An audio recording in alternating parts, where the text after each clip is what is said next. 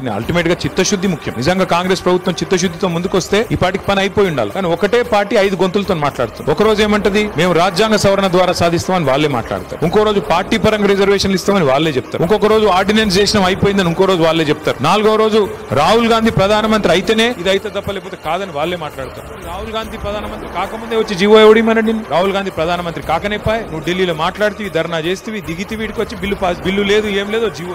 ఇన్ని గొంతులతో మాట్లాడితే వాళ్ళ చిత్తశుద్ధిని మేము ప్రశ్నించకపోతే ఎట్లా? ఇన్ని గొంతులతో మాట్లాడేది వాళ్ళే. ఇప్పుడేదో మమ్మల్ని మళ్ళీ తెల్లారలేస్తే నిందించేది వాళ్ళే. మొన్న పొన్నం ప్రభాకర్ గారు, శ్రీహరి గారు ఇద్దరు బీఆర్ఎస్ బీజేపీ అడ్డం పడ్డది అంటాడు. మేము ఎక్కడ అడ్డం పడ్డాం? కమలాకర్ గారు మద్దతు ఇవ్వలేదా? మాకు శ్రీనివాస్ యాదవ్ గారు మాట్లాడి మద్దతు ఇవ్వలేదా? పార్టీగా మేము ఓటు వేయలేదా? ఇష్టం వచ్చినట్టు నిందలేసి వాళ్ళు చేసేది వాళ్ళకి చిత్తశుద్ధి లేని వాళ్ళకి ఉల్టా పార్లమెంట్ లో జరగాల్సిన పని ఇక్కడ చేసి ఇలా నిందించే ప్రయత్నం చేస్తే మేము మా నాయకుడు ఆవేదనగా మాట్లాడారు తప్ప ఇంకోటి కాదు. నారగోని గారు కానీ, శ్రీనివాస్ గౌడ్ గారు కానీ, కృష్ణయ్య గారు కానీ, మీతో ఒకటే రిక్వెస్ట్, మీరు మంచి ప్రయత్నం చేస్తున్నారు, సంతోషం. మీ ప్రయత్నాలు ఫలించాలనే మేమందరం బ్రహ్మాండం కోరుకుంటా ఉన్నాం. మాకు ఎవరికి కూడా రెండో అభిప్రాయం లేదు.